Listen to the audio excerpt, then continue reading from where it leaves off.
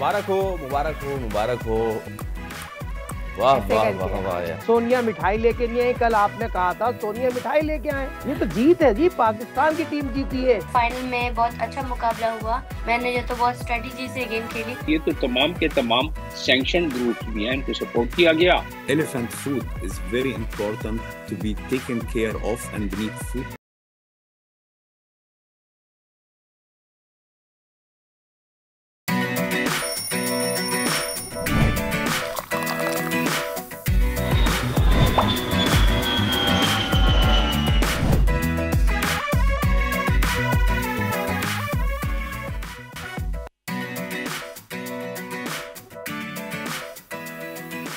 अस्सलाम वालेकुम, खुश आमदीद। जी आया नू, बखैर आगले, भली करे आया। वर्षत के दुनिया बोल है के साथ मैं हूँ सोनिया सुंदस और मैं हूँ सैयद फैसल करीम। सोनिया, आपने वो मूवी देखी जुरासिक पार्क? जी, बचपन में कितने सारे पार्ट्स भी आए थे उसके। वो अभी तक नहीं अभी तक आ रहे हैं उसके, तो इट्स बीन लाइक exactly. 5 और 6 सीरीज नाउ। अच्छा, वो ना मूवी जो है, जो उसका सबसे पहला शॉट मुझे याद है कि एक प्री हिस्टोरिक मच्छर होता है, उसके डीएनए से फिर एक डायनासोर बनाते हैं, फिर दो और फिर पूरा जो है वो पार्क नया तैयार कर लेते हैं डायनासोर्स का। एब्सोल्युटली।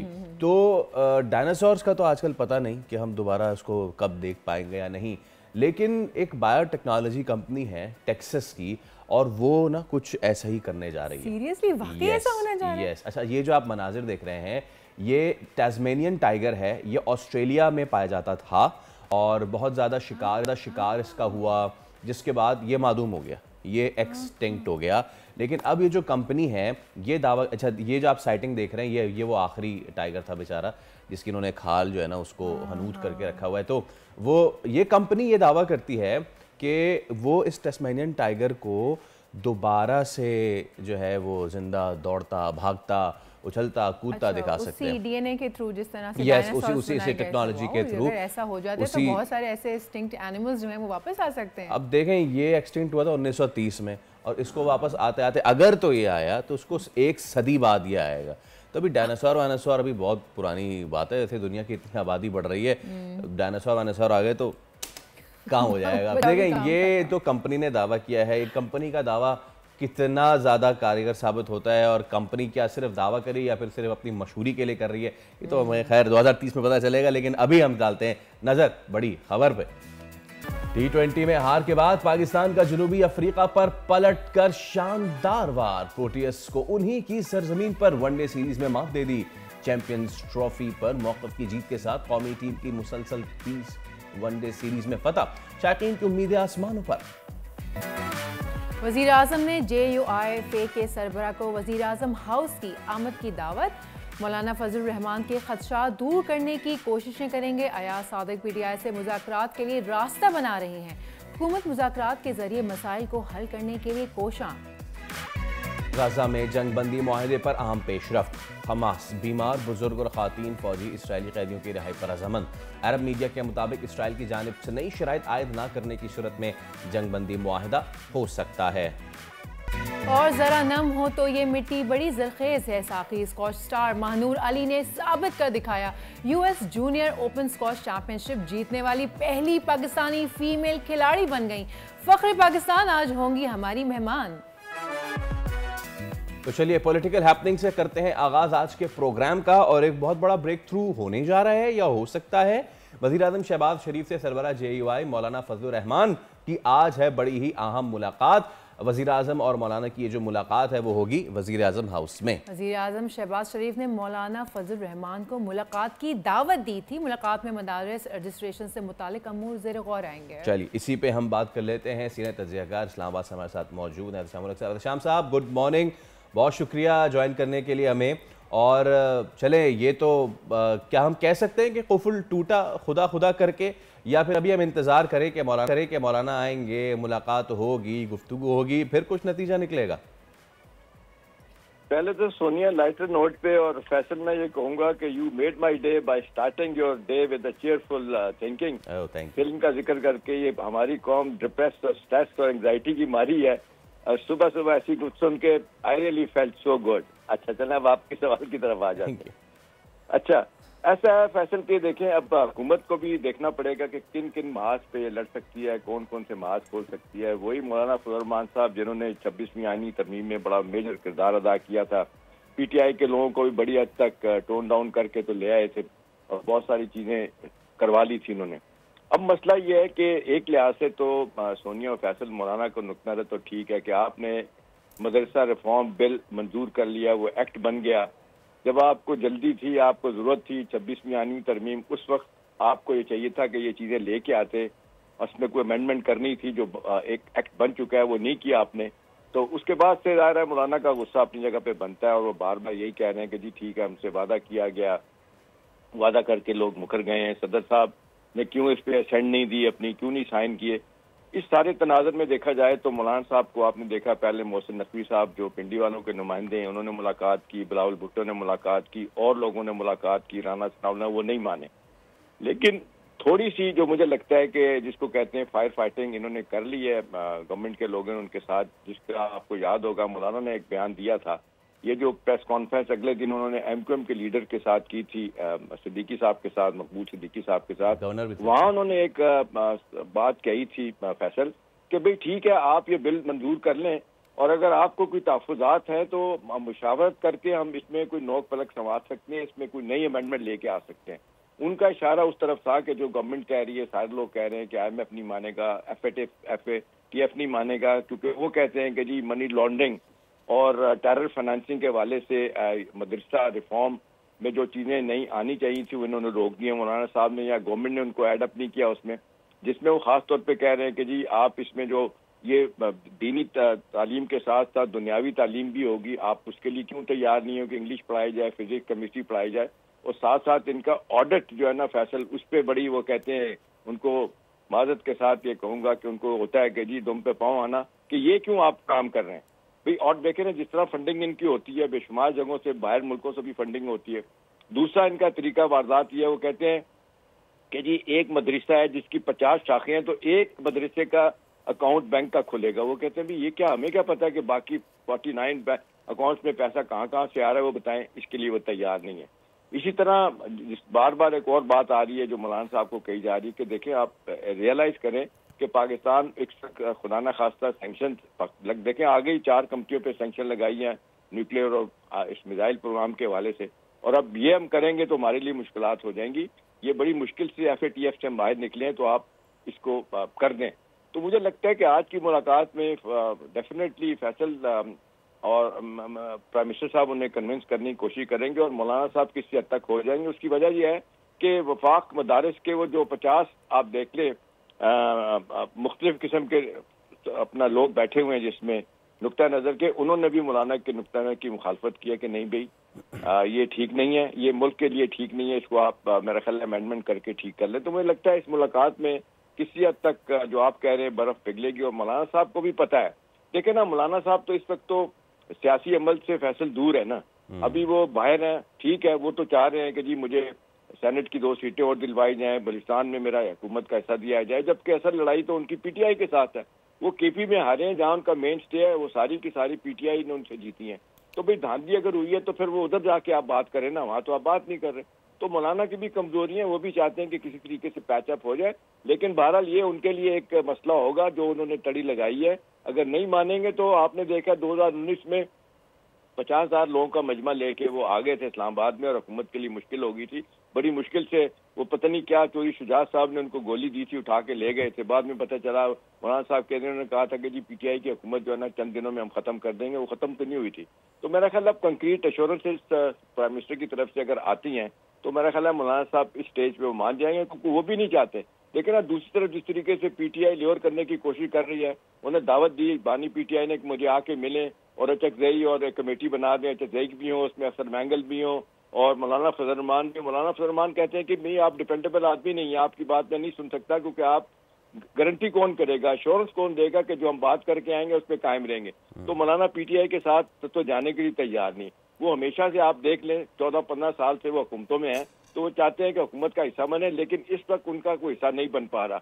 अब वो अगले सेटअप में, कुछ लोगों का ख्याल है सारी प्लानिंग अगले सेटअप के लिए उनके लिए हो रही है, जो उन्होंने कंसेशन लेनी है हुकूमत से या मुख्तदा से लेनी है।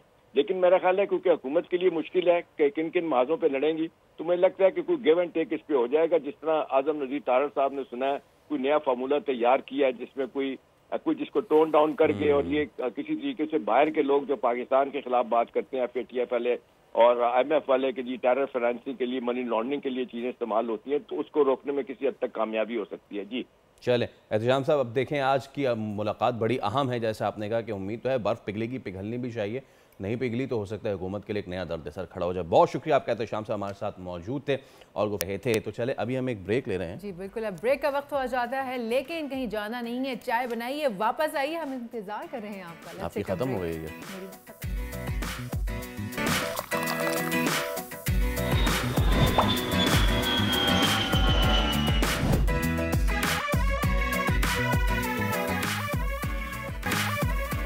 मुबारक हो, मुबारक हो, मुबारक हो, ODI सीरीज हम जीत गए हैं। अब बिल्कुल मैं इस तरह से शुरू करना चाहती थी। वाह वाह वाह वाह, आज तो ऐसे बनता है ना शुरू करना। मैं कभी कभी अल्फाज मेरे कम पड़ जाते हैं ये एक्सप्लेन करने के लिए, मेरे इस वक्त क्या जज्बात होते हैं मैं बता नहीं सकता, लेकिन ये वाले जज्बात को दबा के मैं आपसे ये कहना चाहता हूँ कि पाकिस्तानी कौम के जज्बात इस वक्त बहुत ही ज़्यादा अच्छे हैं, क्योंकि पाकिस्तान क्रिकेट टीम ने ODI सीरीज़ और पहली नहीं, दूसरी नहीं, तीसरी लगातार ODI सीरीज़ अपने नाम कर ली है। और कितना ही अच्छा होगा कि अगर हम यहाँ भी वाइट वॉश मार दें। ऑस्ट्रेलिया को ऑस्ट्रेलिया में हराया हमने, तो बिग सेना कंट्रीज़ के खिलाफ वनडे में फतूहात, क्या ही अच्छा होता कि हम T20 में भी एक आधा मैच जीत जाते, तो बड़ा ही ज़बरदस्त आइसिंग ऑन द केक हो जाता। लेकिन देखिए नाशुक्री नहीं करनी चाहिए। उसके साथ साथ एक दिन में दूसरी फतह भी है, और वो ये कि चैम्पियंस ट्रॉफी पे जो मौक़िफ़ है उस पर पाकिस्तान की हुई है जीत, और अब गालिबन 2027 तक जो है वो हाइब्रिड मॉडल चलेगा, और वो हाइब्रिड मॉडल चलेगा और दोनों टीम्स जो हैं वो एक दूसरे के मुल्क में जाके नहीं खेलेंगे। हम इंडिया पाकिस्तान की बात करें, लेकिन इससे पहले कि हम चैम्पियंस ट्रॉफी की बात करें, लेट्स बिगिन द डिस्कशन कि पाकिस्तान जीत गया है। और साजिद खान क्रिकेट एक्सपर्ट हमारे साथ मौजूद हैं। साजिद भाई अस्सलाम वालेकुम, आपको भी बहुत बहुत मुबारकबाद। और क्या ज़बरदस्त कल पिन पॉइंट जो आपने बात की थी ना कि अगर कामरान गुलाम और दीगर बल्लेबाजों को ज़्यादा टाइम मिले तो देखें वो क्या कर सकते हैं, और बिल्कुल वही कल कामरान गुलाम को टाइम मिला। क्या मतलब कि रख के लिए लड़के ने क्या मतलब कि लथाड़ दिया साउथ अफ्रीकन बॉलर्स को। तो कैसे देखते हैं कल के मैच को आप? अब बहुत शुक्रिया फैसल भाई, सोनी और दुनिया भर में बोल न्यूज़ देखने वालों को, पसंद करने वालों को बहुत शुक्रिया, अस्सलाम वालेकुम। और ये यकीनी तौर पर जिस मोहब्बत से जिस तरह आपने इंट्रो दिया, ये पूरी 25 करोड़ आवाम एक साथ जुड़ गई, यही पाकिस्तान कौम की और पाकिस्तान की ज़रूरत है। ICC चैम्पियंस ट्रॉफी पाकिस्तान में हो रही है। जिस तरह सैयद मोहसिन नकवी साहब जिस तरह पहले दिन से खड़े थे और आपने हमने पहले दिन से उनको सपोर्ट की, ICC चैम्पियंस ट्रॉफी 20 साल बाद पाकिस्तान में आ रही है, और पाकिस्तान के पहले चेयरमैन वज़ीर दाखिला सैयद मोहसिन नकवी साहब ने कौम को मायूस नहीं किया, और पाकिस्तान में 2025 ICC चैम्पियंस ट्रॉफी हो रही है, और तमाम पाकिस्तान के कज़ाफ़ी स्टेडियम रात दिन काम हो रहा, तैयारी आखिरी मराहल में पहुँच गई। मगर सबसे बड़ी बात, सोनिया से नाराज़ हूँ, सोनिया मिठाई लेके नहीं आई। कल आपने कहा था सोनिया मिठाई लेके आए, ये तो जीत है जी, पाकिस्तान की टीम जीती है। पाकिस्तान क्रिकेट टीम ने रिकॉर्ड बनाया, जैसे फैसल भाई ने बात की, आपको बड़ा याद था मिठाई का और कुछ नहीं याद।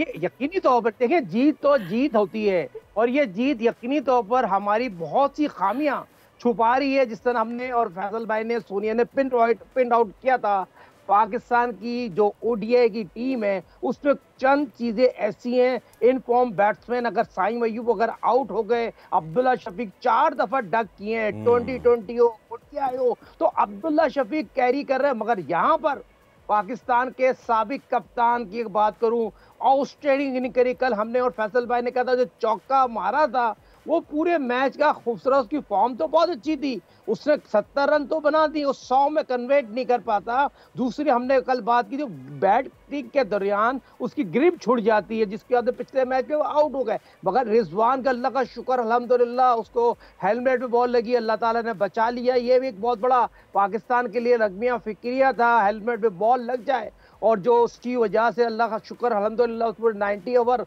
उसने ग्राउंड में रहा, तो ये पाकिस्तान के लिए खुशाइन बात है और ये अच्छी चीज़ है। हम Pakistan cricket team, Pakistan team को सपोर्ट करते हैं। जहाँ गलतियां हैं वो आपको माननी वो तो पड़ेगी। जाहिर सी बात है, बिल्कुल। अब उसी पे आ जाते हैं ना कि चले बैटिंग की बात कर लेते हैं। क्या मसला क्या है अब्दुल्ला शफीक के साथ साजिद भाई? अब मतलब कि एक होता है ना, हमने सैम को भी अपॉर्चुनिटी दी और अब माशाल्लाह से बीच में उसका एक थिन पीरियड जरूर आया, लेकिन नाउ क्या परफॉर्म कर रहा है वो। कल भी बहुत अच्छा फॉर्म लगा था, अनफॉर्चुनेटली पहले आउट हो गया।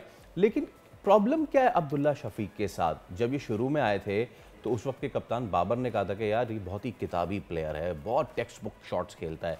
But what has happened to Abdullah Shafique? देखिए, बहुत इंपॉर्टेंट होती है जब आप ओपन आते हैं, आपको स्विंग खेलना आना चाहिए, छोड़ना आना चाहिए। 50 ओवर के क्रिकेट में आपको लेफ्ट करना चाहिए। वो बॉल पे चले गए, बॉल अंदर आ गया, गैप बैट और बैट के दरमियान गैप बन गया, बोल्ड हो गया। आज जिस तरह आउट हो रहे हैं, वो मैं as a cricketer, as a coach बात करूंगा, ये बाज़ औक़ात लक का बड़ा डिपेंड होता है। उस बच्चे की लक साथ नहीं दे रही, हालांकि वो टैलेंटेड प्लेयर है। आपकी बात को सेकंड करूंगा, जिस तरह बाबर ने बात की उसमें कोई दौर नहीं है, और वो क्रिकेट खेलना चाहता है, अपनी जबान को बंद रखना चाहता है। बहुत खुशनसीब है पाकिस्तान से इतने मौके मिल रहे हैं। फकर को सजा आज तक उसको मिलती आ रही है। जो फकर ने ट्वीट किया, फकर तो बाहर है, मगर कप्तान, साबिक कप्तान, तो 4 कप्तान थे पाकिस्तान टीम में। साबिक कप्तान को पाकिस्तान क्रिकेट टीम को रोकना चाहिए। साबिक कप्तान शान और जो शाहिनशाह अफरीदी ने जो स्पेल किया है, मैं आकिब जावेद से रिक्वेस्ट करूंगा भाई, पाकिस्तान की ओडीआई के वाइट बॉल का बॉलर जिसने आज पूरी दुनिया को मुतारुफ कराया, आप उसके हेड कोच भी हैं, उसको बनाने, मगर आपको टेस्ट मैच में शाहिनशाह अफरीदी जरूरत है, उसको रोकें क्यों? लंबी बॉलिंग करना चाहता। कल हमने फैसल भाई सोनिया ने बात की थी, आपके बॉलर लेंथ से हट जाते हैं, बैट बॉलिंग की। आज नसीम ने आउटस्टैंडिंग बॉलिंग की है और हारिस ने आउटस्टैंडिंग बॉलिंग की है, शाहीन ने आउटस्टैंडिंग बॉलिंग की। जिस तरह कल फैसल भाई आपने भी कहा था, अबरार ने जिस तरह हम तवक्को रख रहे थे ना, उस तवक्को की बॉलिंग की है। मगर वही बात, कामरान गुलाम 31 run, 65 run, man of the match, man of the crisis, ये कहां नजर आ रहा है? ये पाकिस्तान टीम में आ रहा है। कौन से नंबर खेल रहा है, ये कप्तान साहब को सोचना पड़ेगा। आईसीसी चैंपियंस ट्रॉफी अब खेलने जा रहे हैं, टीम बनाने जा रहे हैं। हम आपको बता देते हैं, सऊद शकील को आप लेके आइए, कामरान गुलाम को कॉन्फिडेंस दीजिए, फकर को लेके आइए। देखिए पाकिस्तान की टीम है। सैयद मोहसिन नकवी साहब ने आपसे मीटिंग की थी तो आपको एक बात की थी वादे तौर पर, ये पाकिस्तान की टीम एकजुट होके खेलेंगे, एक होके खेलेंगे तो दुनिया की कोई टीम आपको हरा नहीं सकती। तो ये क्रिकेट बोर्ड के चेयरमैन सैयद मोहसिन नकवी साहब को सेकंड करूंगा और उनसे रिक्वेस्ट करूंगा, सर आपकी बात तो सारे लोग सेकंड कर रहे हैं और ये बोल्ड न्यूज़ चैनल आपको हमेशा हौसला अफजाई करते हैं। और आपके जो जितने भी सभी बन्नी जो पीसीबी के डायरेक्टर मार्केट, पीसीबी के हेड है, उनको चाहिए मोहसिन नकवी साहब को हमारे इस प्रोग्राम में लेके आए, और जिस तरह हम लेके चलते हैं उनको, तो उनको भी हमें सराहना चाहिए। और जरूरत नहीं है, मोहसिन नकवी साहब और समी बन्नी साहब आपको खुद नेशनल स्टेडियम में इन्वाइट करेंगे, जिस आप पॉजिटिव प्रोग्राम कर रहे हैं ना पाकिस्तान के लिए। बिल्कुल, एब्सोल्युटली। साजिद साहब, वैसे कल फील्ड में ना पाकिस्तान की प्रेजेंस बड़ी अच्छी रही है। 2 ऐसे रिव्यूज आप दें, ऐसे कुछ चीजें बताएं जो पाकिस्तान की जीत की वजह बनी।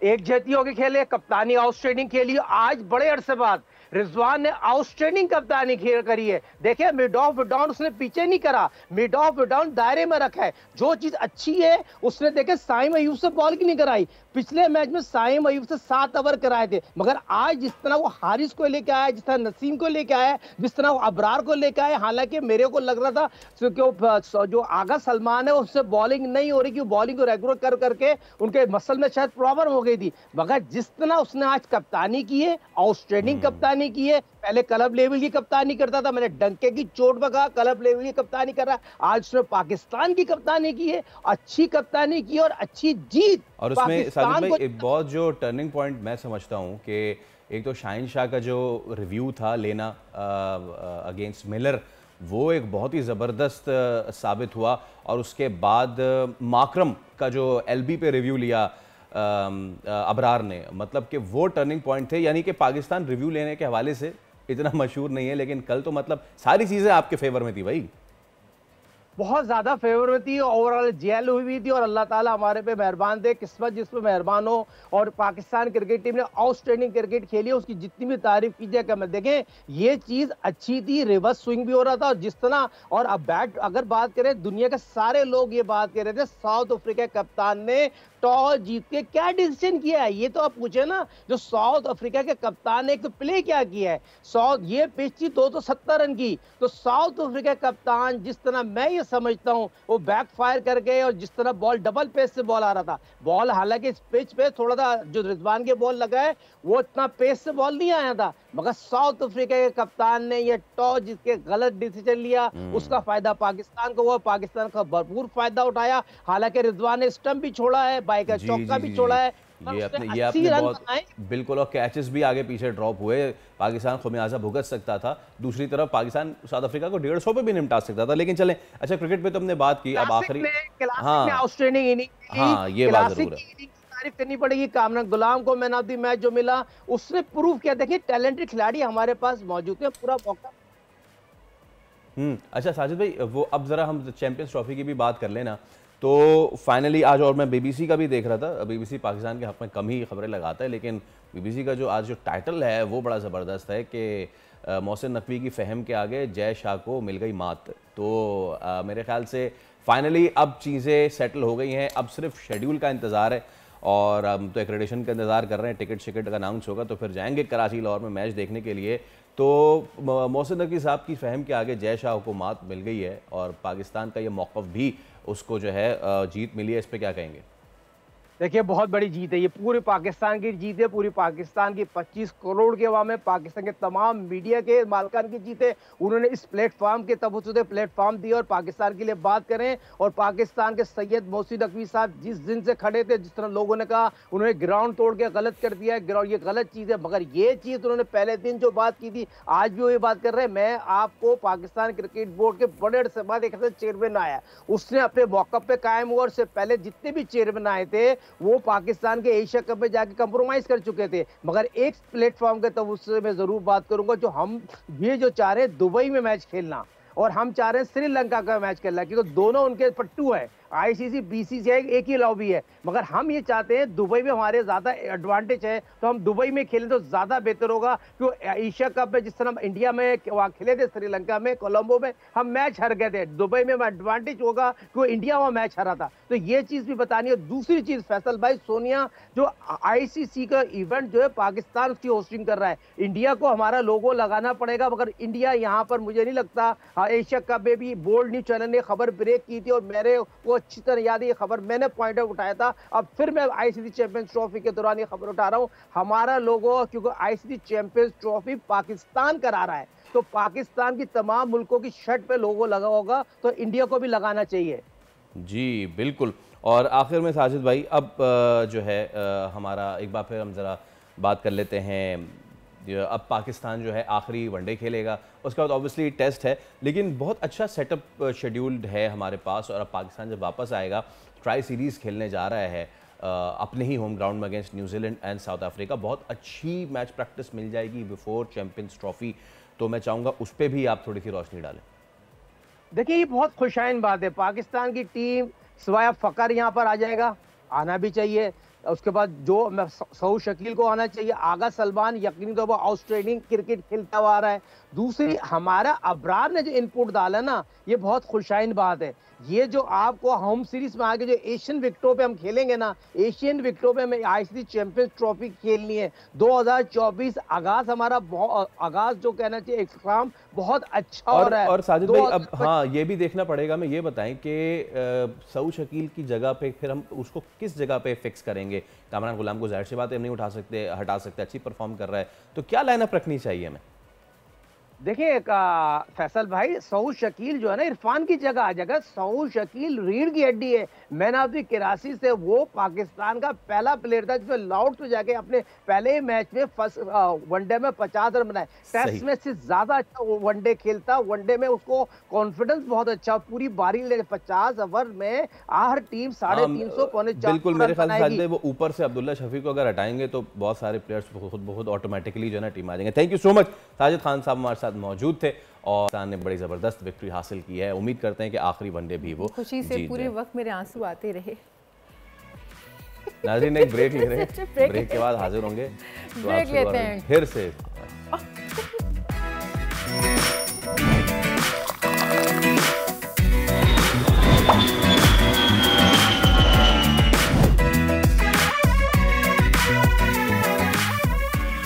वेलकम बैक जनाब। अब कुछ और खबरें देंगे स्पोर्ट्स के ही मैदान से। महानूर अली ने US junior open squash championship जीत ली। कौमी स्क्वॉश प्लेयर महानूर अली ने US junior open squash championship का टाइटल अपने नाम किया। फाइनल में महानूर ने मिस्र की लिंडा को 3 से शिकस्त दी। महानूर ने शानदार खेल का मुजाहरा करते हुए पहला सेट 8-11 और दूसरा सेट 10-12 के स्कोर से अपना नाम किया। महानूर वो पहली पाकिस्तानी हैं जिन्होंने ये कारनामा सरअंजाम दिया है। तो महानूर हमारे साथ ही मौजूद हैं। महानूर अस्सलाम वालेकुम, बहुत बहुत मुबारकबाद आपको, बहुत बहुत मुबारकबाद, कॉन्ग्रेचुलेशंस माशाल्लाह से। और मेरे पास अल्फाज नहीं है to congratulate you because you have been winning. आप एक विनिंग स्प्री पे हैं, तो कैसा महसूस कर रही हैं? Thank you so much, first of all thank you for having me. और मैं बहुत खुश हूँ, मैं बता नहीं सकती क्योंकि ये मेरी सारी मेहनत का जो है तो सिला है। And I am trying my best कि मैं आगे भी ऐसे ही परफॉर्म करती रहूँ। जी महानूर, जब आप हमारे पास यहाँ लास्ट टाइम आई थी तब आपने बताया था कि आप खेलने जाने वाली हैं और हमने कहा था कि बस आप आ गई हैं हमारे यहाँ से तो जीत के ही आएंगी। तो देखिए माशाल्लाह जीत गई। ये बताइए कि फैमिली से अब तो सब यूज्ड टू हो गए ना, अभी तो जीत के ही आना है भाई, ऐसे ही चल रहा है? मैं कहूँ कि ये टूर्नामेंट बहुत मुश्किल था और बहुत बड़ा इवेंट है, तो इसमें जीतने का भी मेरा था। मैं कहूँ मैं अच्छी परफॉर्मेंस दूँ, मेरा यही इरादा था और अच्छी परफॉर्मेंस आई भी। तो ये मेरे लिए बहुत बड़ी बात है कि मैं अभी तक अपनी कैरियर का सबसे बड़ा इवेंट जीती हूँ।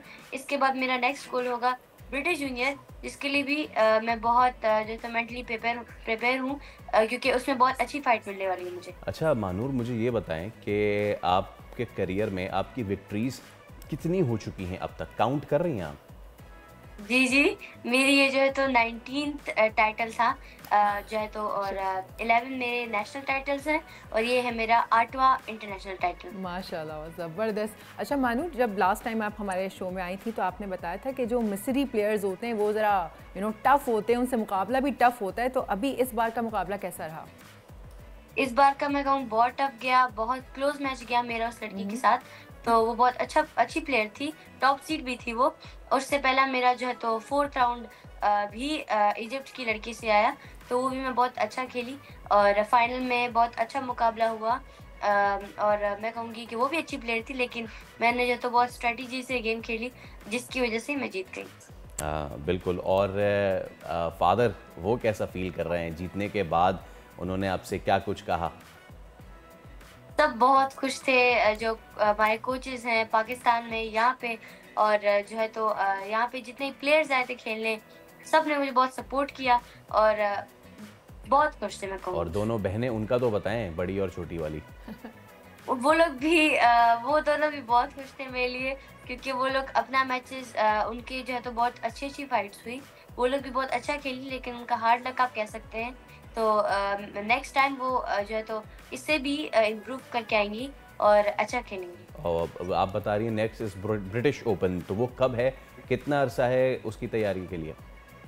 ब्रिटिश जूनियर है जनवरी 3 to 7 और उससे पहले जो है तो स्कॉटिश जूनियर भी है। 2 इवेंट मैं खेलूंगी, तो उसके लिए भी अच्छी तैयारी है, मेरी ट्रेनिंग जारी है और मैं जो है तो अपनी थोड़ी मिस्टेक्स है उन पर भी काम करूंगी और मैं कोशिश करूंगी कि वो ब्रिटिश जूनियर में और स्कॉटिश में दोबारा ना दोहराऊं।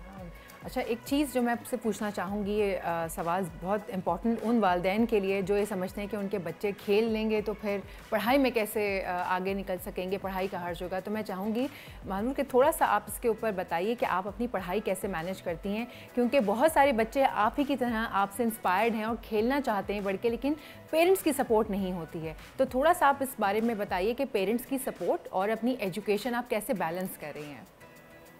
मैं कहना चाहूँगी कि पेरेंट्स को अपने बच्चों को हर फील्ड में सपोर्ट करना चाहिए, चाहे वो स्कूल में हो या चाहे वो स्पोर्ट्स में हो, चाहे वो दोनों करना चाहो तो उसमें भी चाहे वो सपोर्ट करे। और मैं कहूँगी कि स्कूल और स्क्वॉश को मैनेज करना बहुत मुश्किल है, तो क्योंकि मैं खुद ये कर रही हूँ। तो यहाँ पे मैंने जितने प्लेयर्स देखे हैं वो स्टडी और स्कूल दोनों को एक साथ लेके चलते हैं। तो वो जो है तो मॉर्निंग में स्टडी और फिर इवनिंग में अपना 2 to 3 आवर्स स्क्वॉश को देते हैं, फिटनेस करते हैं। मैं कहूँगी अगर आप मैनेज करना चाहें तो आप कर सकते हैं कुछ भी।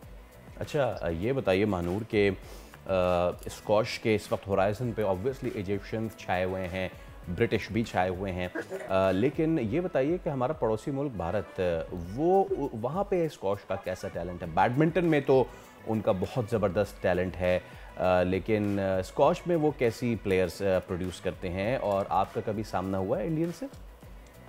इंडिया के बहुत अच्छे प्लेयर थे और मेरी ड्रॉ में भी इंडियन थी, लेकिन वो जो है तो पहले ही हार गई।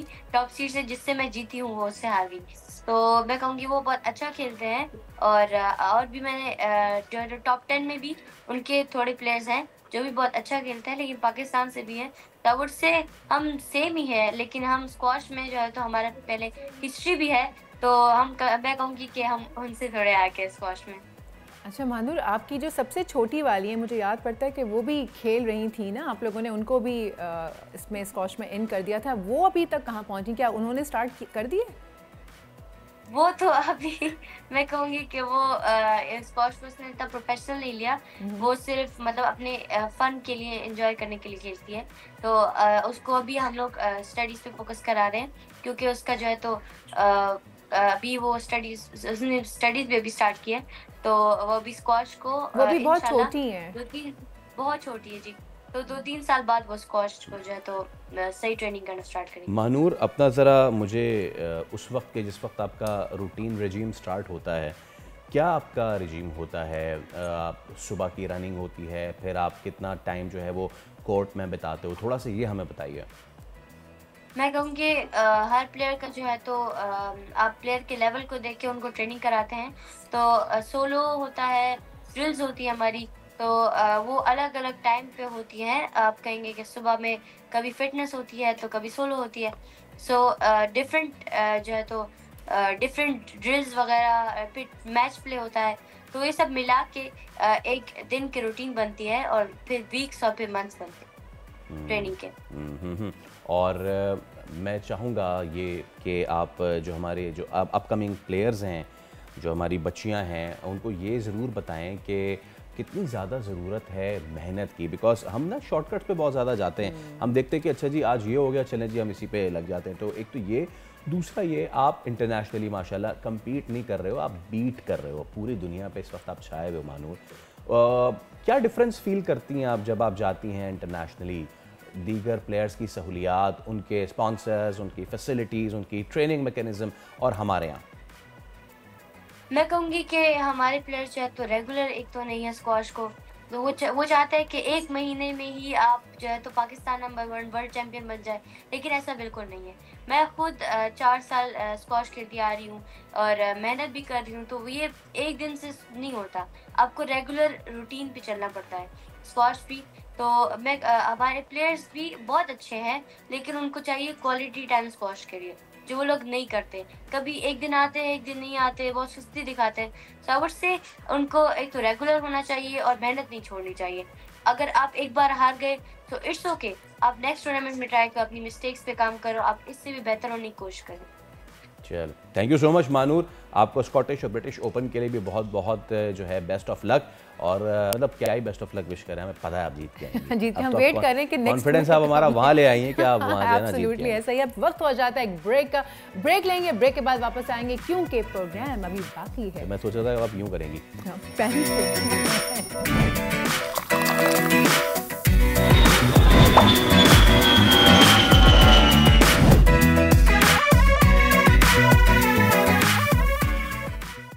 Welcome back. शहर कायद में बेलगाम डंपर्स और ट्रॉलर्स कराची वालों की जिंदगियां छीनने लगे। 24 घंटे में 5 अफराद जाँ भाग हुए। रात गए कुरंगी जाम सादिक पुल पर खराब ट्रॉलर से टकराकर 3 साल का बेटा और बाप मौके पर ही जाँ भाग हो गए, जबकि बीवी शदीद जख्मी हुई। एब्सोल्युटली, हम देखते हैं कि आए रोज़ कराची शहर में ये वाक़या होता रहता है। और जब मैंने ये बात कही है कि आए रोज़ ये वाक़या होता रहता है, तो सिर्फ दिसंबर की ही बात करें, 30 दिनों में, मतलब दिसंबर के 30 दिन भी अभी नहीं गुजरे हैं और 74 अफराद जो है वो कातिल डंपर की टक्कर से अपनी जान से हाथ धो बैठे हैं। और रवां साल 762 अफराद, कोई है इन्हें पूछने वाला, कोई है लगाम डालने वाला। बहुत ही अफसोसनाक ये सूरत हाल है। इस सब पे हम बात कर लेते हैं। मारूफ समाजी रहनुमा फैसल एधी साहब आज हमें ज्वाइन कर रहे हैं। अस्सलाम वालेकुम फैसल साहब, बहुत शुक्रिया आपके वक्त का। उम्मीद है आप खैरियत से होंगे। फैसल साहब, हम देख रहे हैं कि आए रोज़ इस तरह के वाक़यात हो जाना, शहर के बीचों बीच ये डंपर जो हैं वो बदमस्त हाथियों की तरह दंदनाते फिरते हैं, दौड़ते फिरते हैं कोई पूछने वाला नहीं है, कोई रोक टोक करने वाला नहीं है। हेलो जी जी फैसल साहब, आपको आवाज़ आ रही है? जी जी बिल्कुल आवाज़ आ रही है। ये बहुत ही अफसोसनाक खबर है और ये काफ़ी अरसे से हम इन डंपर्स वालों को बहुत ही वहशी तरीके से, गैर कानूनी तरीके से गाड़ी चलाते हुए रफ तरीके से देखते आ रहे हैं। और ये सिर्फ आज का नहीं है, ये कई अरसे से, कई सालों से जो है ये हमारी नज़रों में है कि ये डंपर्स जो हैं ये कातिल डंपर्स हैं। इनके ऊपर रोक लगानी चाहिए, इनकी स्पीड करनी चाहिए। और इनमें अक्सर औकात ये भी देखा जाता है कि 15-16 साल के लड़के जो है वो डंपर चला रहे होते हैं। तो पुलिस को, ट्रैफिक पुलिस को इन पे बहुत ज्यादा सख्ती करने की जरूरत है ताकि कराची के और सिंध के जो है वो सड़कों को महफूज बनाया जा सके। और फैसल साहब, होता पता है क्या है, हर बार कोई एक हादसा होता है, हर बार हाल ये बन के आती है कि जी कोई पर्चा कट गया, गिरफ्तारी अमल में आ गई, फिर नए लॉज आते हैं, पुराने लॉज को रिवैम किया जाता है, औकात कार तय किए जाते हैं इन डंपर्स के कि जी आप इतने बजे से इतने बजे तक नहीं चल सकते। लेकिन ढाक के 3 पात वाला मामला रहता है, कोई इस पे देख रेख करने वाला नहीं है। बाइक और गाड़ी वाले तो रोके जा रहे होते हैं नाके पे, लेकिन डंपर ऐसा लगता है कि बहुत बड़ा माफिया और उसको रोकने में कोई कामयाब नहीं हो रहा है। हाँ, ये बिल्कुल आप सही कहते हैं और इसको बहुत ज़्यादा जो है वो फोकस की ज़रूरत है। जी वैसे फैसल साहब, ये जैसे डंपर माफिया की अभी बात की, बेइंतहा सख्ती की ज़रूरत है ताकि जो है वो शहरियों की जान बचाई जा सके। जी एब्सोल्युटली। फैसल साहब, अभी आपने डंपर का जो है वो जिक्र किया, ये अभी की बात नहीं है, पूरे साल के जो अपने नंबर्स निकालें, फिगर्स निकालें, वो काफ़ी अफसोसनाक हैं। और अभी आधा दिसंबर हुआ है और मतलब करीबन ये तो वो रिपोर्ट्स हैं जो कि हमें पता चली हैं नंबर्स, और बहुत सारे ऐसे लोग हैं जिनका पता भी नहीं चलता, जो रिपोर्ट भी नहीं किए जाते और हलाक हो जाते हैं। सो आपको नहीं लगता कि पुलिस इस हवाले से कोई अमली इक़दामात करे, कुछ आगे आए?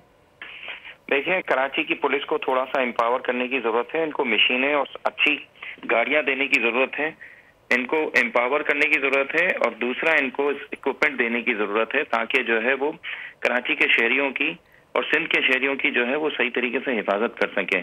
कराची की पुलिस को जो है वो स्पेशल ट्रैफिक पुलिस को भी और इवन जो दूसरी पुलिस है इसको मेट्रोपॉलिटन पुलिस का दर्जा दिया जाए ताकि जो है वो आज़ादाना तरीके से काम कर सकें।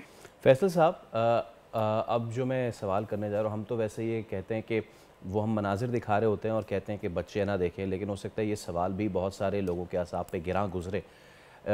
आपकी टीम पहुँचती है ऐसी जगहों पे और जब वो बॉडी रिकवर कर रही होती है, मैं चाहूँगा थोड़ा सा उसका अहाता करें। जब ये डंपर कुचलता है एक शख्स को, उसकी बॉडी किस सिचुएशन में हो जाती है, कितने कर्ब में वो बेचारा इंतकाल करता है? देखें, ये बहुत ही हैवी ट्रैफिक के उसमें ज़मरे में आता है और इसका जो हादसा होता है ये बहुत ही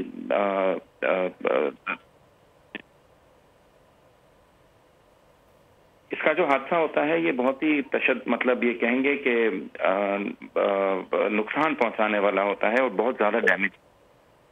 तो इनकी स्पीड कंट्रोल करना बहुत ज़्यादा ज़रूरी है और मैं फिर ट्रैफिक पुलिस वालों पे जो है वो कि वो जो है वो इस पे थोड़ा सा ध्यान दे और इसकी स्पीड को कंट्रोल करें। और माशाल्लाह से, क्योंकि फैसल साहब आपका इंटरनेशनल एक्सपोजर भी है, आप रेस्क्यू रिलीफ के सिलसिले में पूरे पाकिस्तान तो क्या पूरी दुनिया में आप माशाल्लाह सफ़र भी करते हैं, थोड़ा सा बताएंगे देखने वालों को कि बाहर के ममालिक में हैवी ट्रैफिक के हवाले से कवानीन, उनके जो मरकज़ी शाहराएँ हैं उन पे आना और जो शहर की बाहर सड़कों पे उन पे ट्रैवल करना, वो क्या होता है वहाँ पे मंजरनामा और हमारे यहाँ क्या हो रहा है? देखें, बाहर मुल्कों में बहुत अच्छी तरबियत उन ड्राइवरों को जो हैवी व्हीकल्स चलाते हैं और यहाँ पे हमारे यहाँ ट्रैफिक यहाँ पे लाइसेंस जो है वो बगैर आपके जाने के बगैर ही जो है वो इशू हो जाता है और बाकायदा इनके टेस्ट वगैरह नहीं होते, इनकी जो है वो बाकायदा तरबियत नहीं होती, जिसकी वजह से आप कराची में तो बगैर लाइसेंस के ये लोग जो है वो चला रहे होते हैं और बहुत ही कम उम्र के जो है वो बच्चे चला रहे होते हैं, जिसकी वजह से जो है ये हादसा होते हैं। और इनकी फिर से मैं आपको कहूँ, इनकी स्पीड कंट्रोल करना बहुत ज़रूरी है और ट्रैफिक पुलिस वालों से ये बिल्कुल भी नहीं डरते। पुलिस वालों को एम्पावर करने की भी जरूरत है ताकि इनको जो है वो काबू कर सकें। डंपर माफिया बेसिकली इतना स्ट्रांग है कि वो पुलिस से भी नहीं डरता। जी बिल्कुल। ठीक है फैसल साहब, अब आखिर में आपसे हम ये ज़रूर जानना चाहेंगे कि इस मामले पे बयानबाजी ज़रूर होती है, हर बार कहा जाता है कि हम ये कार्रवाई करेंगे, ये सब करेंगे, तो ना सिर्फ ये कि पुलिस को इसमें हाथ का मजबूत करने की ज़रूरत है, बल्कि सियासी बयानबाजियों से हट के इस पे बहुत ही कंस्ट्रक्टिव काम करने की ज़रूरत है, क्योंकि कोई भी शख्स मरे, वो चाहे किसी भी एथनिसिटी का हो, किसी भी इलाके से ताल्लुक़ रखता हो, वो है इस शहर का बासी। अगर कोई इंतकाल करता है तो सारी पार्टियों को बजाय कि आपसी पॉलिटिक्स के इस पे एक स्टैंड लेना चाहिए। इसमें बाज़ाब्ता असेंबली में कोई बाय लॉ, कोई रूल, कोई लॉ आना चाहिए। जी देखें, मैं आपको फिर कहूँगा कि कराची मेट्रोपॉलिटन को एक अलग आईजी की ज़रूरत है। ये कराची मेयर के अंडर में होनी चाहिए। कराची की दोनों पुलिस, जो कॉमन पुलिस है और ट्रैफिक पुलिस है, तभी यहाँ पे बेहतर तरीके से परफॉर्म करेगी। कराची बहुत बड़ा शहर है, जिस तरह लंदन है, जिस तरह बॉम्बई है, जिस तरह जो है वो कलकत्ता है। इसको यहाँ अलग आईजी की जरूरत है, पुलिस कमिश्नर की जरूरत है, और इसको मेयर कंट्रोल करे ताकि वो रिस्पॉन्सिबल हो कराची का। ठीक है फैसल एदी साहब, बहुत शुक्रिया आपका। हमें पता है कि आपका वक्त बहुत कीमती है और उसमें से आपने हमें इस बहुत हम आपका बहुत शुक्रिया। इससे पहले कि हम दीगर इशूज़ पे जाए, मैं चाहूँगा एक बार ये फुटेज और चलाएं। देयर इज़ अ थिंग जिस पर मैं डिस्कस ज़रूर करना चाहूँगा कि कराची शहर के साथ ना हम करते क्या है, होता क्या है। ऐसा नहीं होता कि कोई सड़क पर जा रहा है, उसको पीछे से कोई मार के, आप ये देख रहे हैं, ये यहाँ पे ट्रैफिक का कंजेशन देखिए कितना ज़्यादा है। पथारे, रक्शे, सब कुछ इस सड़क पे है। एक गाड़ी साइड में पार्क हुई हुई है और ये वो बदकिस्मत अफराद हैं जो कुछ दिन कबल सेलिब्रेट कर रहे थे और अब वो हमें नहीं रहे। क्यों? क्योंकि लापरवाही है, और लापरवाही बल्कि क्रिमिनल नेग्लिजेंस है। ये इस शहर का कोई वाली वारिस नज़र नहीं आता है। आप सुबह निकल जाएं तो आपको ये शहर मुख्तलिफ नज़र आता है और 1-2 घंटे बाद यहाँ पथारे लगना शुरू हो जाते हैं। गैर कानूनी इलीगल पार्किंग होती है यहाँ पे, उनको रोकने टोकने वाला कोई नहीं है। पथारों से यौमिया कितना वसूल किया जाता है, जो गैर कानूनी पार्किंग है उससे हर घंटे के हिसाब से कितना वसूल किया जाता है, ये हमें क्या, ये इस शहर का बच्चा जानता है। इस शहर की गली में रहने वाले बच्चे से लेकर इस शहर की सिंध असेंबली में बैठने वाले एक नुमाइंदे तक सबको पता है ये। लेकिन अगर उन्हें नहीं पता तो ये नहीं पता कि इनके खिलाफ कार्रवाई कैसे करनी है। चलिए अब आगे बढ़ते हैं, कुछ बैनुल-अक़वामी इशूज़ की बात कर लेते हैं। एक डेवलपमेंट हुई है, हमास ने इसराइल की तमाम चालें फिर नाकाम बनाई हैं और यरगमालियों की रिहाई के लिए अपनी साबका शराइत जो है उस पर वो दोबारा से आके डट गई है। कल 11वीं D8 सरबराही इजलास के मौके पर मुस्लिम ममालिक के सरबराहान ने दुनिया को वाज़ेह पैगाम भी दिया है कि हम फ़लस्तीन के साथ खड़े थे और साथ खड़े रहेंगे। वज़ीर-ए-आज़म पाकिस्तान शहबाज शरीफ ने कल तुर्क सदर रजब तैयब से जो है काहिरा में मुलाकात की और दोनों रहनुमाओं ने मिलकर मसला फ़लस्तीन हल होने की अहमियत पर जोर दिया। एब्सोल्युटली। दूसरी जानिब इसराइल के खिलाफ मज़ाहमत के तमाम बड़े किरदार हिज़्बुल्लाह के हसन नसरुल्लाह, हमास के याह्या सिनवार और इस्माइल हानिये समेत अहम रहनुमाओं की शहादत के बाद शाम में भी बशारुल असद हुकूमत का खात्मा हो चुका है। अब शाम का मौजूदा तनाज़ा है वो क्या ग्रेटर इसराइल की तरफ पहला कदम साबित होगा? क्या बशारुल असद के जाने के बाद इसराइल गोलान हाइट से नीचे उतर कर अपनी फतह का जो ऐलान कर रहा है, क्या उसको वो मज़ीद कंसोलिडेट करेगा या फिर शाम में मौजूद बागी जो हैं वो उसको कुछ जो है डेटर कर पाएंगे? और क्या जो अल-जुलानी है वो अब नए शाम को शेप अप करेंगे? इसी पे हम बात कर लेते हैं। साबिक सफ़ीर जमील अहमद खान साहब हमारे साथ मौजूद है। जमील साहब, बहुत शुक्रिया आपके वक्त का। अब बहुत अहम डेवलपमेंट हुई है कल। सबसे पहले तो हम पाकिस्तानी पर्सपेक्टिव को ले लेते हैं। वज़ीर-ए-आज़म शहबाज शरीफ ने तुर्क सदर रजब तैयब एर्दोआन से कायरो में मुलाकात की है और दोनों रहनुमाओं ने मिलकर मसला फ़लस्तीन हल होने की अहमियत पर जोर दिया है। D8 सरबराही इजलास में मुस्लिम रहनुमाओं का यह बयान जो है वो किसी अहमियत का हामिल है? नहीं, तुर्किया तो ज़ाहिर है और पाकिस्तान दोनों मुस्लिम ममालिक में एक अपनी कलीदी हैसियत रखते हैं। उनकी ताकत, उनकी क़ुव्वत बहुत अस्करी लिहाज से और उनकी अपने लिहाज से, उनकी आबादी के लिहाज से उनकी अहमियत है और उनका इस चीज़ का इयादा करना यकीनन अहमियत का हामिल है। और उससे फिर दूसरे रास्ते खुलते हैं। दूसरे ममालिक जब देखते हैं कि इतने दो बड़ी ताकतें, दो बड़े ममालिक, मुस्लिम ममालिक जो कि बड़े एक अहम मेंबर हैं, और OIC का तो पाकिस्तान पैटर्न मेंबर है, तो ओआईसी के इतने 2 अहम मेंबर अगर ये बात करते हैं तो उसका दुनिया को भी उस पर कान धरना पड़ता है कि ये मुस्लिम ममालिक की ताकतवर आवाज़ें ये उठ रही हैं। लेकिन ये है कि इजराइल के हवाले से, लबनान के हवाले से, गजा के हवाले से इसको किसी और तनाजुर में देखा जा रहा है, और मैं भी इसको दूसरे तनाजुर में देखता हूँ, और वो है कि इस वक्त ग्रेटर गेम प्लान क्या है। और ग्रेटर गेम प्लान जो है इस वक्त इजराइल का, वो ग्रेटर इजराइल वाला है। जिस तरीके से इजराइल को सपोर्ट किया जा रहा है अमेरिका की तरफ से, और जिस तरह इजराइल आगे बढ़ता जा रहा है, लेकिन पाकिस्तान की और तुर्किया की आवाज़ और ऐसे दूसरे ममालिक की आवाज़, उससे उनको ज़रूर कान धरना पड़ेगा। एटलीस्ट जो प्राइम मिनिस्टर ने इसकी डिमांड की और पाकिस्तान ने कि सीज फायर होना चाहिए, तो ये तमाम की जाएंगी तो यकीनन इस पर कोई हल उसका निकलने की उम्मीद हो सकती है। जी जमील साहब, एक तरफ इसराइल के ख़िलाफ़ मज़म्मत के तमाम बड़े किरदार शहीद कर दिए गए हैं, दूसरी तरफ मौजूदा सूरत हाल में शाम का तनाज़ा भी खड़ा हो गया है। क्या ये ग्रेटर इसराइल की तरफ कदम नहीं? फ़लस्तीन कॉज में रुकावट कौन है? देखिए, बागियों की हुकूमत किसने सपोर्ट की है, ये तो अब नजर आम पर बात आ गई है। 2012 की एक ईमेल है जो कि जैक सलामान की या उस वक्त के जो करता धरता थे उनकी है, और उसमें बड़ी वो लीक हो चुकी है, वो मंजर आम पर है कि सपोर्ट किया गया अलकायदा को, दाइश को और ये बागियों को जो वहाँ सीरियन नेशनल आर्मी थी। तो उसी का मंबा और उसी का मजमुआ जो है वो इस वक्त के जो बागी हैं या जो इस वक्त लड़ाका ग्रुप थे, जो जो जंगजू थे, उन्होंने कब्जा कर लिया है हरकतुल एहरार वालों ने, तो उन्होंने कब्जा कर लिया है। तो ये तो तमाम के तमाम सैंक्शन ग्रुप्स भी हैं, इनको सपोर्ट किया गया, और वो क्योंकि इजराइल के फायदे में जा रहा था तो उन्होंने सपोर्ट कर दिया और उसको। लेकिन अब इजराइल इसके बदले में क्या कर रहा है, क्योंकि बशर असद ने कम अज़ कम उसकी वजह से मुल्क कायम था और वो गोलान हाइट से नीचे नहीं उतर रहे थे, अब गोलान हाइट से नीचे उतर आए हैं। अब उन्होंने तकरीबन 500 के करीब टारगेट्स बना के उनकी जितने भी मुमलकत के स्टेट थे, यानी जहाज़ तबाह कर दिए, बहरी जहाज़ तबाह कर दिए, हवाई अड्डे तबाह कर दिए, एयर बेसेस तबाह कर दिए, तो उनका सारे एसेट तबाह कर दिए। अब उनको जब सद्दाम ताकतवर था तो उसको तबाह किया, जब लीबिया ताकतवर था तो उसको किसी और वजह से तबाह किया, अब सीरिया एक रुकावट थी बहुत सारी चीज़ों में, वो तबाह हो गया।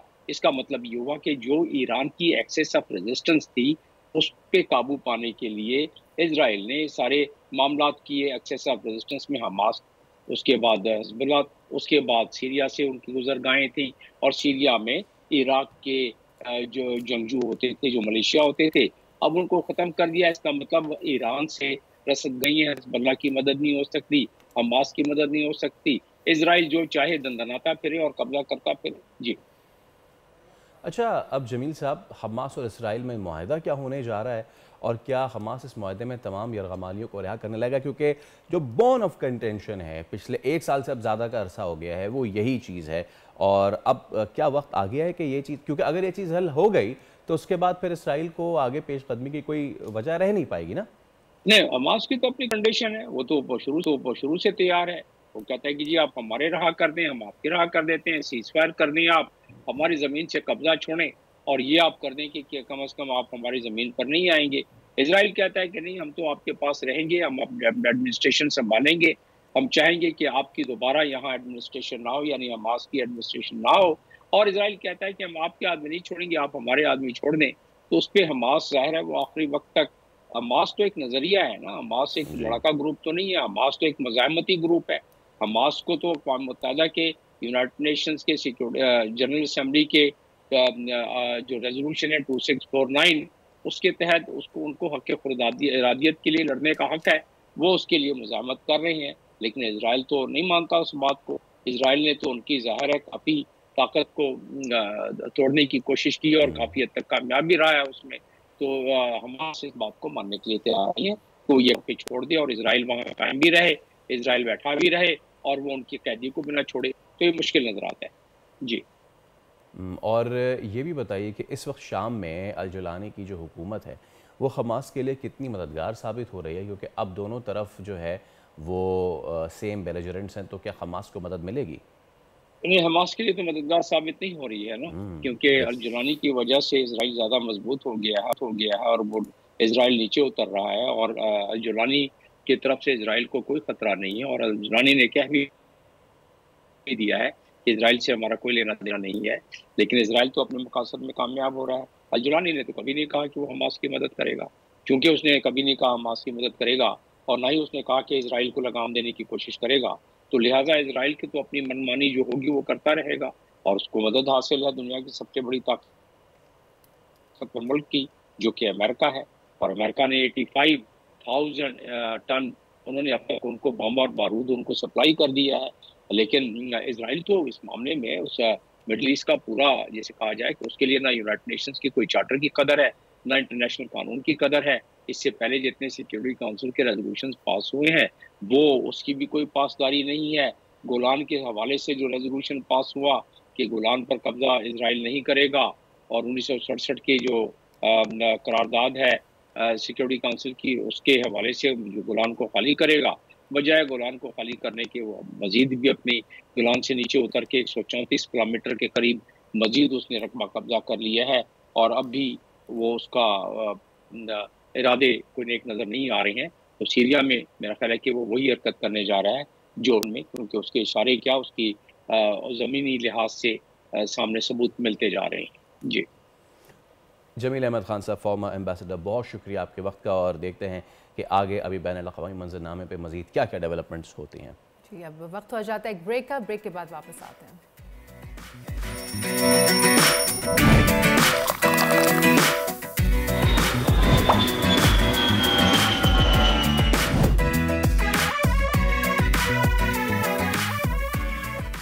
वेलकम बैक जनाब। वक्त हुआ जाता है अब वेदर अपडेट्स का। महकमा मौसमियात के मुताबिक आज मुल्क के बेशतर इलाकों में मौसम सर्द और खुश्क, जबकि बालाई इलाकों में शदीद सर्दी रहेगी। मरी, गलियात और गिरदोनवा में मौसम शदीद सर्दी की लपेट में है, जबकि सियालकोट, गुजरांवाला, लाहौर, साहिवाल और गिरदोनवा में भी सर्दी की शिद्दत में इजाफा ही देखा गया है। अगर बलूचिस्तान की बात करें तो मगरबी बलूचिस्तान में शदीद तरीन ठंड है इस वक्त, और यख बस्ता हवाएँ चल रही हैं। अहम शहरों के दर्जे हरारत की बात करें तो आज हमारे शहर कराची में मिनिमम टेम्परेचर होगा 11 और मैक्सिमम टेम्परेचर होगा 25। उसके बाद बात करते हैं हैदराबाद की, तो हैदराबाद में मिनिमम टेम्परेचर होगा 10 और मैक्सिमम जाएगा 25 डिग्रीज तक। मीरपुर खास में आज मिनिमम टेम्परेचर होगा 8 और मैक्सिमम जाएगा 24। स्काई क्लियर रहेगा, सूरज चमकता रहेगा।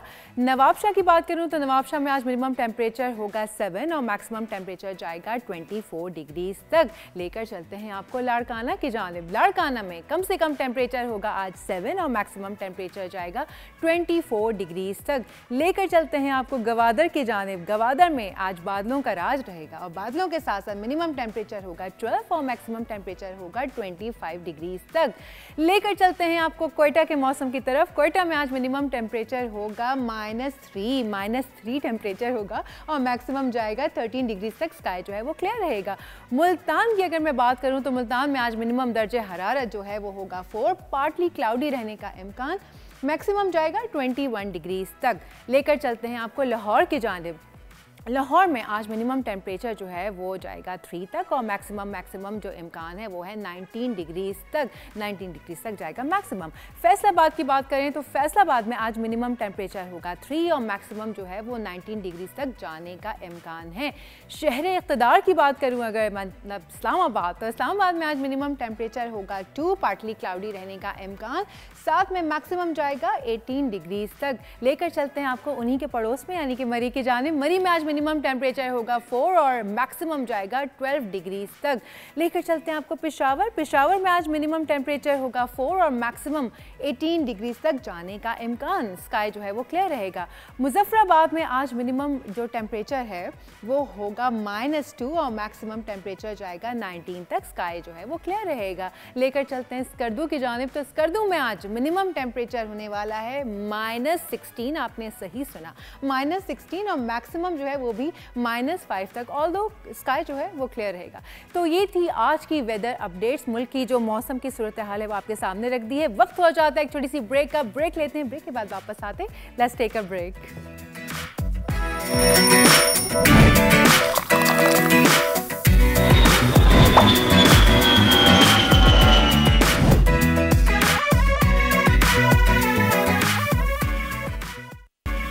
Welcome back. शादी का चांस, ये एक कहानी का टाइटल है। तहम्मुल से बैठिए, जिसने आज रात बोल एंटरटेनमेंट पर ऑन एयर होना है।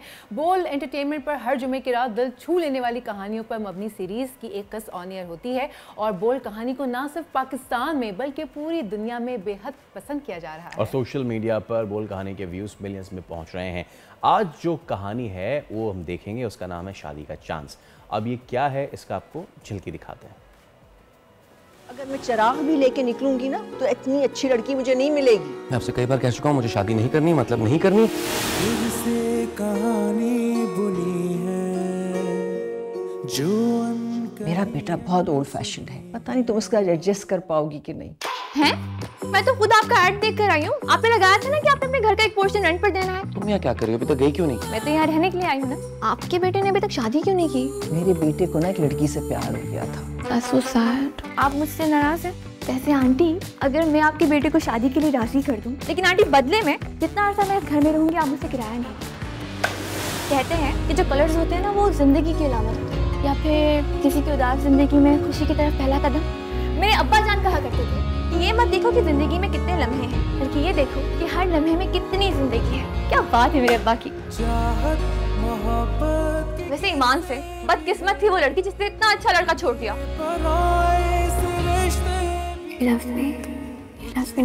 ढूंढना उस शख्स को चाहिए है जो खो गया हो, उससे नहीं जो छोड़ गया हो। मैंने अपनी दुल्हन खुद पसंद किया, क्या तुम मेरी दुल्हन बनोगे? एक लम्हे के लिए मैं भूल ही गई थी कि हमारी तो डील हुई थी ना। बोल कहानी अपनी जुबानी, हर चेहरा है एक कहानी। बोल कहानी। इस डील का क्या हुआ ये तो आप रात में देख पाएंगे। चलें अब आगे बढ़ते हैं। आप सबको याद होगा 8 दिसंबर को अफसोसनाक खबर आई थी कि सफारी पार्क की जो हथनी थी सोनिया, उसकी मौत हो गई थी और जो हथनी सोनिया थी उसकी पोस्टमार्टम रिपोर्ट जो है वो सामने अब आई है।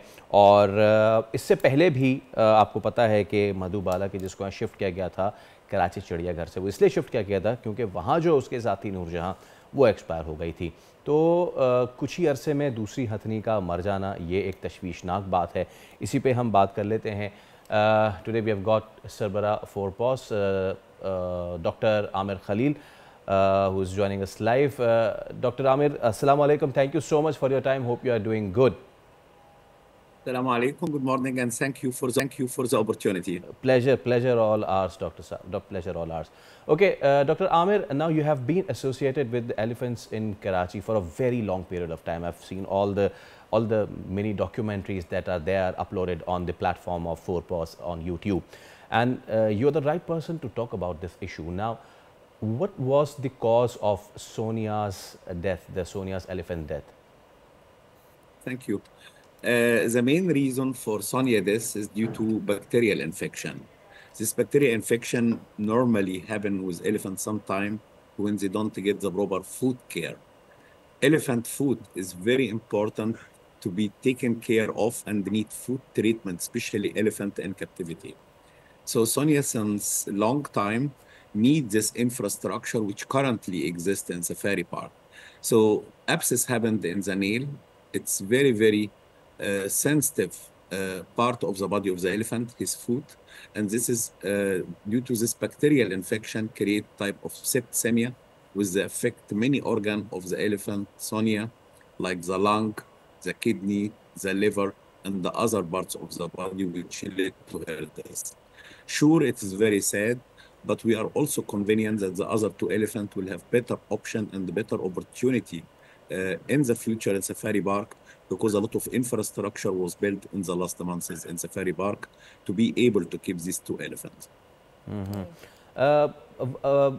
Dr. Amir, you know, as an expert, you were not satisfied with the facilities that were being provided to Noorjahan and Madhubala there in the Karachi Zoo. But were you satisfied with the facilities provided to the other two elephants in the Safari Park? Basically, we ourselves went to the Safari Park just 3 days before Sonia's demise, and we were lucky enough to see her alive for the last time. What I experienced, that the platform under the shed where the elephants had to rest, they were, I guess, cemented. So and I've read it somewhere that that platform has to be, that it hasn't to be cemented, that should not be cemented, that should be a turf, that should be a fiber. So were you satisfied with the facilities there in the safari park? Okay, thank you for the question. Sure, the condition previously at the Karachi Zoo as well as in Safari Park was not optimum to keep the 4 elephants. The reason 4 years ago we done several recommendations. At first, it's good to reunite the 4 elephants together. This was not the case 4 years ago. The condition was not really the best to keep a giant animal like elephant. Based on this, KMC together with us, we started to develop the, I will say, the safari park to be with 3 times size bigger than the original one. We create swimming pool, we create shade, and we create a training room for the elephant. I will call training wall, where it's mandatory that the elephant should be regularly examined and treated for his food. So the place was not optimum, I agree with you previously, but with the last month's development and construction, I think the place could host the rest 2 elephant, Malaika and Madubla, and I think in the future it will be much better. Still a lot of improvement to not be done. Elephant in captivity, like the night room, it should be sure with cement, as all the area, which nearly over 2.5 hectares, is more with sand and with grass. But the night room, it's more to treat the elephant, to give them the required medication, and it's easy to disinfect this room, and this is important. Okay, now, you know, talking about the surgeries carried out for Madhubala, I wanted to ask this because I've done some research. There was so many maggots in her teeth. You had to cut that, and then you have to remove that. In one of the documentaries, I heard that the team they said that this teeth, either it was being cut there in the zoo or it was being removed earlier. So did you investigate that thing as well, and where the negligence fall? Okay. Thank you for the question. You are right. Several years ago, I will say 4 years ago, we conducted, in fact, a life-saving surgery for Noor Jahan at the time and for Madubla. We have to remove the rotten tusk. It was also bacterial infection. It was a huge abscess, which nearly was very near to the brain of the elephant. And we conduct the longest surgery in standing sedation for an elephant. It was operation about 5 hours and 40 minutes for Madubla. We were able to treat the elephant, and she started to improve her health condition. In fact, she started to eat few minutes after the operation. Based on this operation, once more, we said also it's recommended to reunite this elephant together. It took time till the infrastructure and KMC also had a lot of bureaucratic procedure at the time, which led to delay for the relocation of the elephant. It is, I will not say neglection, I will say sure the condition is not optimum in the last 15 years for the elephant. So it's not a disease which happened within one day. It is accumulation of improper keeping of the elephant for several years. And based on this, I think in the last year, a lot of things have developed in a positive way, which sadly was very late for the elephant, Sonia. This was very late, and it's very sad, to be honest. But it's still, the presence of Madubla currently is a huge support for Malaika, because Malaika was very angry, very sad to lose her sister. Similar like Madubla lost her sister Noor Jahan. So maybe it is a destiny. I speak just now, I will say from the medical point, I see a huge opportunity and chance that both elephants accommodate well and enjoy the rest of their life together in Safari Park. Doctor, can you explain the challenges of providing care of elephants in Safari Park, especially in an environment where chronic conditions like infections can develop? In fact, based on the post-mortem examination and the result which we got from Soniades, we immediately, the team in Karachi Zoo, Dr. Amir Rizvi and his team, they conducted and took blood samples from the other 2 elephants, and the 2 elephants currently is in a physical good condition. But also we recommended to give first a very long-acting antibiotic for both elephant as prophylaxis. We took another blood sample, and beginning of February coming year, the team from Fort Post will come to conduct a proper medical examination for both elephant. Also, we recommended that it's needed to have a veterinary doctor which should be visualizing and observing the 2 elephants in safari park, because in the last, I will say, years, it was not really appointed veterinary doctor to care for the elephant. But this is, I think, now through the positive cooperation with KMC, they recognize the requirement, and I think a lot of things will be implemented in the near future in Safari Park to save the last 2 elephants in Pakistan.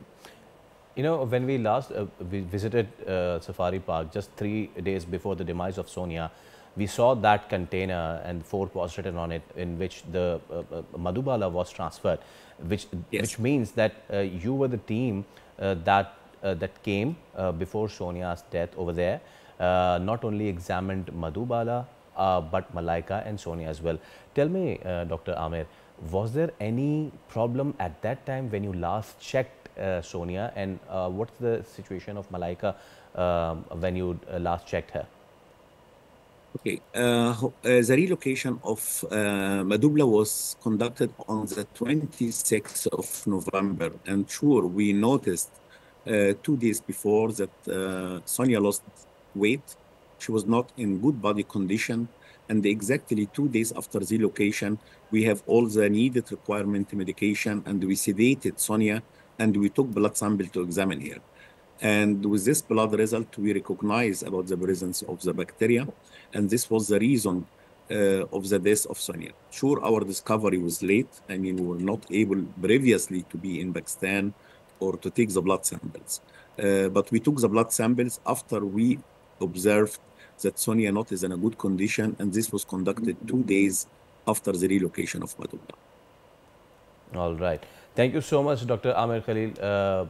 Thank you so much for your time, and we can do better facilities for these living beings. हम उम्मीद करते हैं कि हम कुछ बेहतर कर सकें इन जानवरों के लिए जिनको हमने अपनी एंटरटेनमेंट का ज़रिए तो बनाया, लेकिन इनके साथ हम क्या करते हैं। तो डॉक्टर आमिर खलील ने बेसिकली बताया कि जब उनकी टीम यहाँ पहुँची थी, उन्होंने देखा था कि जो हथनी सोनिया है उसका जो वज़न है वो ड्रास्टिकली गिर चुका था।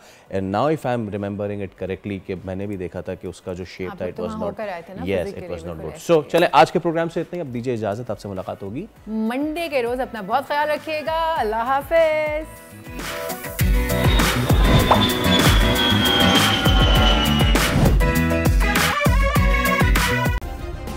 सब्सक्राइब करें और बेल दबाएं ताकि कोई खबर रह न जाए।